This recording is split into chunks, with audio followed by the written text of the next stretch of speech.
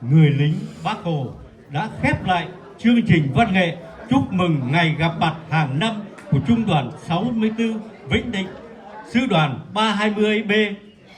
Chúng tôi xin chân thành cảm ơn các đồng chí đã lắng nghe, động viên. Chúc các đồng chí cùng gia đình mạnh khỏe, hạnh phúc. Xin chúc buổi gặp mặt hôm nay thành công rực rỡ. Xin kính chào.